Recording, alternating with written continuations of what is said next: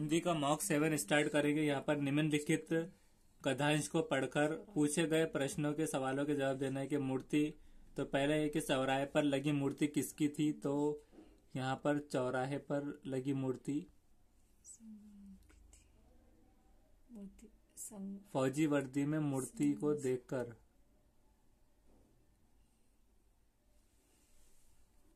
तो इसमें सेकंड में है कि नेताजी सुंदर लग रहे थे। तो अब इसमें हुलिया बताया हुआ है कि नोक से कोट तक दूसरे बटन तक कोई 2 फुट ऊंची वो है, मतलब कोट पहना हुआ था।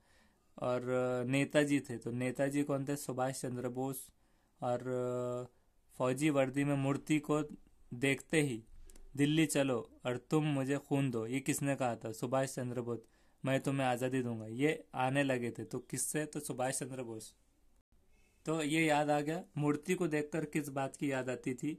कि नेताजी के द्वारा दिए गए नारे की, कि उनके चश्मे की, कि फौजी वर्दी की, कि चश्मे वालों की। तो उनके नारे, तुम मुझे खून दो, मैं तुम्हें आज़ादी दूंगा, दिल्ली चलो चलो दिल्ली। मूर्ति बनाने का प्रयास किसने किया था? तो साधारण ने, अत्यंत सामान्य व्यक्ति ने, सफल और सराहनीय ने, या आंखों में खटकने वाले ने। तो यहाँ पर हमें ये मिल गया 5th लाइन में सराहनीय प्रयास था, सफल और सराहनीय प्रयास था। तो किसने नहीं, कैसा प्रयास था तो सफल और सराहनीय प्रयास था। और हालांकि उसके अंदर खटकती, तो वो चीज खटकती थी, सराहनीय प्रयास था। एक चीज की कसर खटकती थी, तो आगे पर चश्मा नहीं था, यानी चश्मा तो था, मतलब वो संगमरमर की मूर्ति पे वहां नहीं था। इसलिए मूर्ति में किस चीज की कसर थी? तो वो कसर वही के चश्मे की, संगमरमर के चश्मे की, सरकंड के चश्मे की, या फिर फ्रेम वाले चश्मे की। तो फ्रेम नहीं, संगमरमर, क्योंकि संगमरमर की मूर्ति पर संगमरमर का चश्मा, इसलिए लेकिन संगमरमर का नहीं था, मतलब चश्मा तो था लेकिन संगमरमर का नहीं था, इसलिए वो कसर रह गई। हालदार साहब के चेहरे पर मुस्कान क्यों फैल गई? मुस्कान कब फैली? तो यहाँ पर देखना है कि मुस्कान फैल गई, यहाँ पर है कौटिक भरी मुस्कान फैल गई। किस वजह से फैली, यह पढ़ना पड़ेगा। कि बाहर शहर से गुजरे और चौराहे पे पान खाने रुके तो उन्हें लक्षित किया गया। तो यहाँ पर लक्षित किया गया मतलब उनको ध्यान आया, चेहरे पर एक ऐसी कौतुक भरी मुस्कान फैल गई। वाह भाई, ये आइडिया भी ठीक है।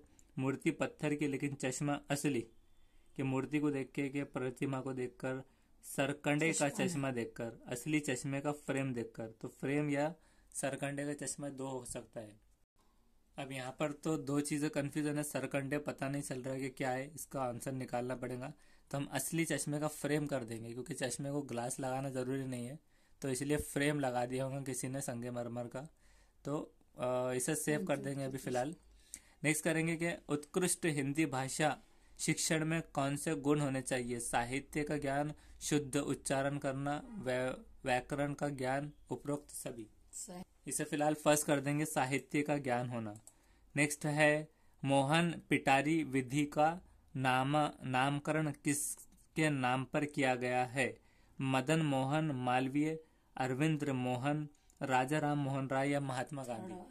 तो हम थर्ड कर देंगे, राजा राम मोहन राय, मोहन पिटारी। नेक्स्ट है परस्पर बातचीत मुख्यतः किसमें है? पढ़ने लिखने में सहायक है, या समय की बर्बादी है, अनुशासनहीनता को उत्पन्न करती है, सुनने और बोलने के कौशलों के विकास में सहायक है। तो इसे हम फोर्थ कर देंगे भी, सुनने और बोलने के कौशलों को विकास में सहायक है। नेक्स्ट है मैंने चाट खाई और फिर मैंने हंसी। दीक्षा का ये भाषा प्रयोग मुख्यतः किस और संकेत कर रहा है? किसकी तरफ वो इशारा कर रहा है? कि मैंने चाट खाई और फिर मैंने हंसी के नियमों का अति सामान्यकरण, भाषा प्रयोग में असावधानी, या फिर व्याकरणिक नियमों की जानकारी ना होना, या भाषा की समझ ना होना। तो इससे हम भाषा की समझ ना होना कर देंगे, कि भाषा की समझ ना होना कि कैसे बोली जाती है। नेक्स्ट है एक बहुभाषिक कक्षा में बच्चों की गृह भाषा के प्रयोग को सम्मान देना चाहिए, प्रोत्साहन नहीं देना चाहिए, या अत्यंत सीमित कर देना चाहिए, या फिर कदापि प्रोत्साहन नहीं करना चाहिए। इसे फिलहाल हम थर्ड कर देंगे, अत्यंत सीमित कर देना, लिमिटेड। नेक्स्ट है, सुहेल को पढ़ने में कठिनाई होती है लेकिन उसका अवबोधन पक्ष बेहतर है। सुहेल की समस्या क्या है? डिप्रेशन है, डिसग्राफिया है, डिसलेक्सिया है या फिर डिसकैलकुलिया है। तो पढ़ने की बीमारी एक होती है डिसलेक्सिया, जिसमें वर्ड उल्टे दिखते हैं ज्यादातर। तो उसका पक्ष मतलब पढ़ने में तो अच्छा है वो, लेकिन उसको पढ़ने में ही कठिनाई होती है। अवबोधन पक्ष बेहतर है, मतलब बाकी चीजें अच्छी है उसकी, एप्टीट्यूड वगैरह। तो डिसलेक्सिया उसकी बीमारी है एक हिसाब से। डिप्रेशन से नहीं होगा, पढ़ने में कठिनाई होना। डिसकैलकुलिया तो नहीं होता, डिसग्राफिया। डिसलेक्सिया इसे करेंगे हम और सेव करेंगे। नेक्स्ट है, इनमें से क्या उपचारात्मक भाषा शिक्षण हेतु एक समस्या नहीं है? अनुपम का पाठ्य पुस्तक को प्रवाहपूर्ण तरीके से पढ़ना, रमा का कक्षा में शिक्षण कार्य के दौरान ध्यानपूर्वक ना सुनना, राजन का पढ़ते समय वर्तनी संबंध अशुद्धियों का प्रयोग करना, उपरोक्त सभी। फिलहाल इसे हम उपरोक्त सभी कर देंगे। उसके बाद है, राष्ट्रभाषा क्या कहलाती है? बहुसंख्यक देशवासियों द्वारा प्रयोग की जाने वाली भाषा, या सरकारी कामकाज की भाषा, साहित्य सूजन की भाषा, संविधान द्वारा स्वीकृति प्राप्त भाषा। तो सरकारी कामकाज राष्ट्रभाषा रहेंगी। नेक्स्ट है, आकलन से हमें क्या पता चलता है? नकल से कि बच्चों को क्या नहीं आया।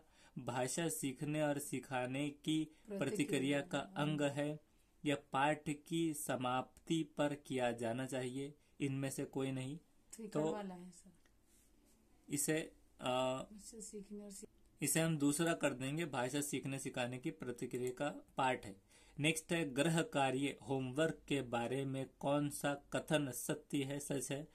अभिभावकों को बच्चों के साथ वैध रखने का अच्छा साधन है। बच्चों की क्षमताओं तथा उनके स्तर के अनुसार गृह कार्य देना चाहिए। गृह कार्य देना कानूनी बाध्यता है, या फिर उपरोक्त में से कोई नहीं। तो हम सेकंड लेंगे कि बच्चों की क्षमताओं तथा उनके स्तर के मुताबिक अनुसार गृह कार्य देना चाहिए, होमवर्क। नेक्स्ट है, दूरदर्शन शिक्षण में किस प्रकार का सोपान है? दृश्य सामग्री, श्रव्य सामग्री, दृश्य श्रव्य सामग्री, इनमें से कोई नहीं। तो दृश्य श्रव्य मतलब ऑडियो भी और विजुअल भी। नेक्स्ट है, जो बच्चे विशेष रूप से पढ़ने में कठिनाई महसूस करते हैं तो उन्हें डिसलेक्सिया में ग्रस्त होते हैं। वो मंदबुद्धि नहीं होते, सीखने में असमर्थ नहीं, डिसग्राफिया नहीं, डिसलेक्सिया करेंगे हम इसे।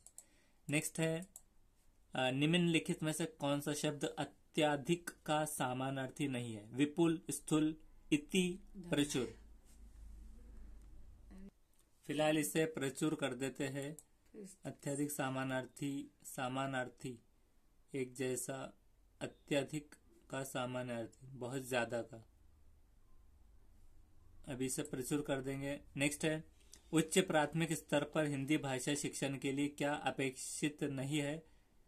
स्वाध्यायशीलता का विकास, भाषा प्रयोग की क्षमता का विकास, चिंतनशीलता का विकास, सुनकर शब्दशः दोहराने की क्षमता का विकास।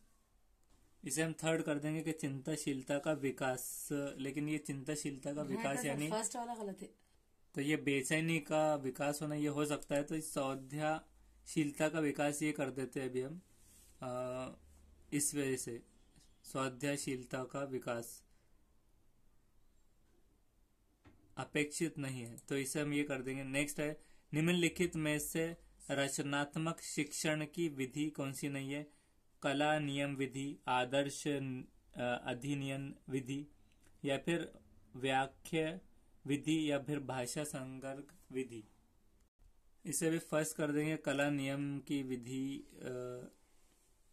नेक्स्ट है, सत्यबद्ध मूल्यांकन पद्धति के अंतर्गत भाषा शिक्षण हेतु किसका प्रयोग समीचीन तर्क संगत है। चार्ट मॉडल चित्रांकन तो उपरोक्त सभी है इसका।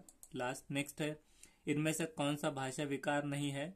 तो भाषा विकार बड़बड़ाना नहीं है, हकलाना, डिस्ग्राफिया, डिसलेक्सिया ये सब है। अब डिस्ग्राफिया अगर है तो पिछले हमने जो डिसलेक्सिया किए थे उसमें से कंफ्यूजन है अब, तो ये कोई बीमारी, इसको देखना पड़ेगा तीनों के बारे में। ये बच्चों के अंदर रहता, बड़बड़ाना नहीं है। नेक्स्ट है, भाषा हमारे या हमारी डैश को व्यवस्थित रखती है। व्याकरण चेतना को, विचार प्रक्रिया को, सामाजिक व्यवहार या फिर खेल क्रिया में भाषा किस में करती है? ये जो है तो व्याकरण चेतना वाले, तो इतना व्याकरण जरूरी नहीं। भाषा यानी कि एक से दूसरे को अल्फाज समझना। तो विचार तो हम कोई भी लैंग्वेज में कर सकते हैं, लेकिन सामाजिक व्यवहार जब हम करते हैं तो भाषा का रोल अच्छा होता है कि हिंदी वाले को हिंदी समझ में आएंगी, तो इस वजह से हम इसे ये करेंगे, ये श्योर नहीं है फिर भी। नेक्स्ट है, मौखिक अभिव्यक्ति में बोधगम्यता बनाए रखने के लिए निम्नलिखित में से किस पर सर्वाधिक ध्यान देना आवश्यक है? विराम चिन्हों के उचित प्रयोग से अभिव्यक्ति में सम्यक गति, सरल सुबोध भाषा का प्रयोग करना, वार्तालाप करते समय शिष्टाचार का ध्यान रखना, सर्वनाम भाषा के प्रयोग के साथ साथ अपरिचित शब्दों का भी पर्याप्त प्रयोग करना।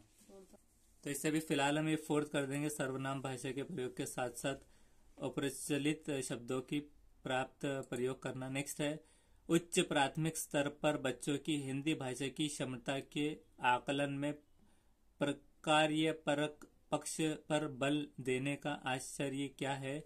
भाषा प्रयोग पर बल देना, भाषा प्रयोग का पक्ष बताना, भाषा के कार्यों की सूची बनाना या भाषा के कार्यों को बढ़ावा देना। इसे हम फर्स्ट कर देंगे अभी फिलहाल, भाषा प्रयोग पर बल देना। नेक्स्ट है,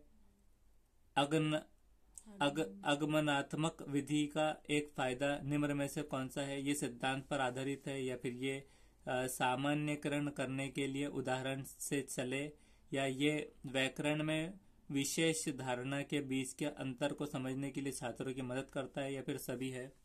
सभी इसे कर देंगे अभी फिलहाल, उपरोक्त सभी। नेक्स्ट है, सीखने का स्थानांतर क्या कहलाता है? सीखी गई वस्तु को संभालना, सीखी गई तकनीक का वैसा ही उपयोग, सीखी गई क्रिया का अन्य परिस्थितियों में प्रयोग, या फिर कोई नहीं। इसे फिलहाल हम थर्ड कर देंगे, सीखी गई क्रिया का अन्य परिस्थितियों में प्रयोग। नेक्स्ट है, भाषा वह औजार है जिसका प्रयोग करते हैं किसके लिए? जिंदगी को समझने के लिए, जिंदगी में जुड़ने के लिए, जीवन गति को प्रस्तुत करने के लिए, फिर सभी है तो सभी कर देंगे हम। नेक्स्ट है, मुहावरे लोकोक्तियों का प्रयोग भाषा को अलंकृत करता है, भाषिक अभिव्यक्ति को प्रभावी बनाता है, भाषा शिक्षण का एकमात्र उद्देश्य है, दूसरों को प्रभावित करने का सरल तरीका है। तो ये दूसरों को प्रभावित कभी हो सकता है, भाषिक को नहीं, और भाषा को अलंकृत करता है, ये भी हो सकता है। तो अभी फिलहाल हम फोर्थ कर देंगे। नेक्स्ट है, हिंदी शिक्षण की दृष्टि से निम्न में से कौन सी पद्धति छोटी कक्षाओं की अपेक्षा बड़ी कक्षाओं के लिए अधिक उपयोगी है? किंडरगार्टन पद्धति, मॉन्टेसरी पद्धति, प्रोजेक्ट पद्धति, डाल्टन पद्धति। तो कभी कभार ऐसा होता है कि हम सवाल पढ़ते और ऐसा समझ लेते हैं कि छोटी कक्षा और कर देते हैं किंडरगार्टन या मॉन्टेसरी, लेकिन ये बता रहा है कि हिंदी शिक्षण पहले तो, और उसकी दृष्टि से निम्न में छोटी कक्षाओं की अपेक्षा उसके कंपैरिजन में बड़ी कक्षाओं के लिए अधिक उपयोगी। तो बड़ी कक्षाओं के लिए प्रोजेक्ट जो देते हैं, तो प्रोजेक्ट पद्धति हम इसे कर देते हैं फिलहाल, और इसे सबमिट करेंगे, एंड करेंगे। 5 मिनट पहले ये भी हो गया। और ये 19 की एक्यूरेसी में भी 19 करेक्ट आए, 11 इनकरेक्ट। कौन कौन से इनकरेक्ट है हम आपको उसके क्वेश्चन ऊपर से बता देते हैं। दूसरा तीसरा गलत है, पांचवा छठा, 8 9 15 16 19 20 ऐसे 2-2 की जोड़ी चल रही है। और ये यहाँ पर 25 भी है, और एक पहला जो था उसमें से तो अल्हम्दुलिल्लाह कोई भी गलत नहीं आया इस बार। तो ये इस तरह से ये गलत हुए हैं। इसे हम देखेंगे नेक्स्ट वीडियो में पूरा सेशन।